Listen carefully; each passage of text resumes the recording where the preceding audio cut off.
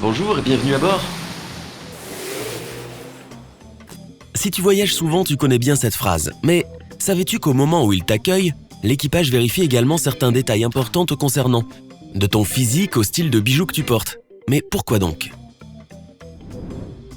Ils se rendront compte si tu es l'un de leurs collègues. Et seront heureux de le savoir. La priorité numéro 1 de l'équipage est ta sécurité. Or, ils savent que les autres membres d'équipage, comme eux, seront une excellente aide en cas d'urgence. Les professionnels savent exactement comment faire face aux imprévus, donc ils ne paniqueront pas. Au contraire, ils aideront l'équipage à évacuer les passagers et à leur apporter les premiers secours si nécessaire. Ils jetteront un œil à tes documents de lecture. Tout comme les autres agents de bord, les médecins, les infirmières et les autres professionnels de la santé sont aussi une grande aide en cas de problème. Ainsi, si tu es médecin qui revient d'un congrès de médecine avec une pile de brochures médicales, ou si tu aimes lire des revues de médecine à bord, l'équipage connaîtra ta profession, même si tu ne la dis pas. La taille de ton bagage à main est importante. Tu es autorisé à emporter avec toi un bagage à main d'une certaine taille maximale pour une raison précise. Un agent de bord expérimenté verra toujours si tu as triché et te persuadera de mettre tes gros bagages en soute. Sinon, il risque de tomber sur ta tête, de te blesser et de blesser les autres passagers, en plus de bloquer les allées qui doivent impérativement être dégagées. Sache que les placer sous les sièges peut également bloquer le passage. Sans oublier que même sur un vol parfaitement normal, le chargement et le déchargement de tous ces bagages cabine prend tout simplement beaucoup de temps. Ton âge est également un facteur important. L'équipage prendra toujours en compte le nombre de mineurs non accompagnés qui voyagent afin de leur accorder une attention et des soins supplémentaires. En fait, tous les jeunes passagers en bénéficient, car presque toutes les compagnies aériennes ont des kits de divertissement ou des livres de coloriage à leur donner. Les passagers de moins de 2 ans ne peuvent pas être assis dans une rangée de sorties de secours et ont besoin de gilets de sauvetage spéciaux qui sont remis aux parents si nécessaire. Ils apprécient que tu aies l'air fort. Encore une fois, c'est pour des raisons de sécurité et non par intérêt personnel. Dans le cas peu probable d'une urgence, comme par exemple s'il y a un fauteur de trouble à bord, ils auront besoin de toute l'aide possible. Les membres d'équipage qualifient dans leurs esprits les passagers musclés, d'aptes à aider et se rappellent même où ils sont assis. Ton état de santé général est important pour eux. Les agents de bord sont formés pour remarquer les signes et les symptômes de maladie. Ils ont le droit de te demander un certificat médical pour prouver que tu n'as rien de grave. Ils le font d'abord pour ta propre sécurité et ton bien-être. La pression de l'air en cabine et le changement d'altitude risquent de te mettre encore plus mal si tu ne te sens pas bien. Deuxièmement, personne ne veut faire atterrir l'avion à mi-chemin en raison d'une urgence médicale. Enfin, dans un environnement fermé, les maladies contagieuses peuvent facilement se propager d'un passager à l'autre, et personne ne veut cela, évidemment. Ils peuvent dire à combien de semaines de grossesse se trouve une femme enceinte. Les hôtesses de l'air expérimentées apprennent à savoir dans quel trimestre de grossesse se trouve une passagère enceinte. Au bout d'un certain nombre de semaines, elles sont normalement tenues d'avoir une note d'un médecin qui indique qu'elles peuvent prendre l'avion en toute sécurité. Ils apprécient que tu sois gentil avec eux. Ils doivent dire bonjour plus de 100 fois par vol et ils apprécient vraiment que tu leur dises la même chose en retour. Ajoute un sourire et un contact visuel et tu peux t'attendre à un traitement spécial, y compris un repas supplémentaire ou même un surclassement, qui sait.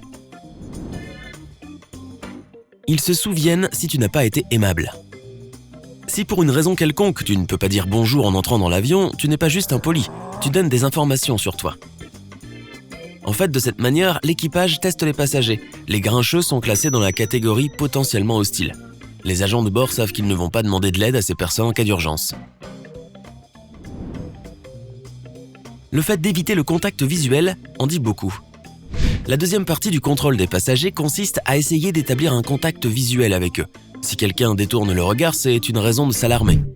Cela ne constitue pas une preuve à 100% que la personne prépare quelque chose de dangereux, mais c'est un signe qui montre que cette personne a quelque chose de louche qui lui trotte dans la tête. Il remarque aussi comment tu te comportes avec les autres passagers. Si tu te ferais un chemin à travers la foule pendant l'atterrissage et que tu cries aux autres passagers de se dépêcher, l'équipage en prendra note et te considérera comme un fauteur de troubles potentiels. Si tu aides les autres à soulever leurs bagages, tu souris et tu fais la conversation aux passagers qui se sentent nerveux, ils apprécieront certainement et te récompenseront avec des friandises comme bonus. La façon dont tu parles peut révéler tes projets. Parler trop vite ou trop lentement, hésiter lorsqu'on te pose les questions les plus élémentaires et faire de nombreuses interjections sont des signes évidents d'anxiété. C'est un comportement typique chez les criminels qui complotent quelque chose.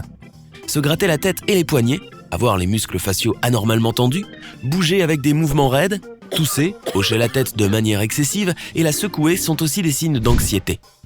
Personne ne te fera quitter un vol pour cela, mais cela attirera l'attention de l'équipage sur toi.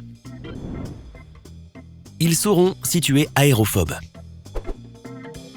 Si tu es toujours en train de sourire ou de rire nerveusement, de serrer ton accoudoir ou de jouer avec le cordon de ton casque, les agents de bord devineront que tu souffres d'aérophobie.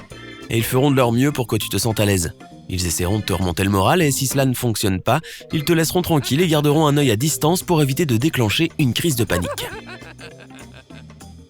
En parlant d'aérophobie et de crise de panique, je crois que j'en ai une en ce moment.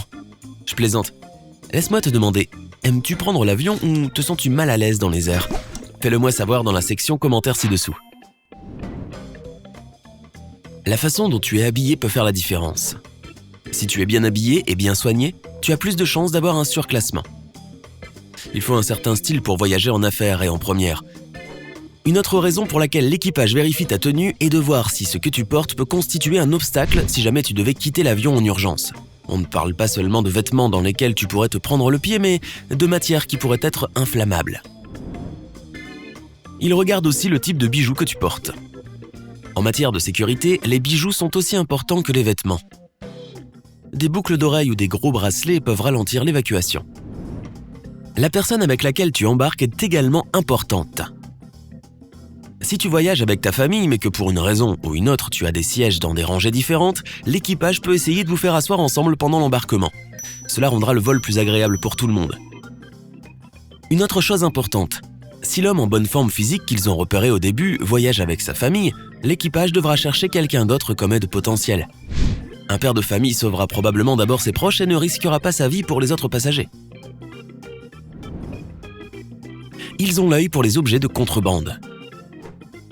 Les agents de bord ont l'œil vif et peuvent remarquer si tu essaies de faire sortir clandestinement des articles interdits du magasin Duty Free et de les utiliser pendant le vol. Certaines personnes font également passer leurs minuscules animaux de compagnie dans des sacs à main. Waf, waf, waf. Ils peuvent distinguer les voyageurs fréquents. Les voyageurs fréquents aiment recevoir le traitement spécial qu'ils méritent en raison de leur fidélité envers la compagnie aérienne. Ils ne vont sans doute pas mettre une étiquette avec leur statut dessus, mais lorsque l'équipage observe attentivement les passagers, il sait reconnaître ces personnes. Tous les facteurs que j'ai mentionnés dans cet article aident l'équipage à rendre ton vol le plus sûr possible. Ils sont assez intelligents pour ne pas tirer de conclusions basées sur un seul élément, mais lorsqu'ils en trouvent plusieurs, cela peut les aider à identifier les fauteurs de troubles. Donc si tu ne veux pas être considéré comme l'un d'entre eux, tu sais quoi faire maintenant. Waf waf. Je te laisserai sortir plus tard. Bon chien. Et si tu as appris quelque chose de nouveau aujourd'hui, alors donne un j'aime à cette vidéo et partage-la avec un ami. Et voici d'autres vidéos que tu devras apprécier. Il suffit de cliquer à gauche ou à droite et de rester du côté sympa de la vie.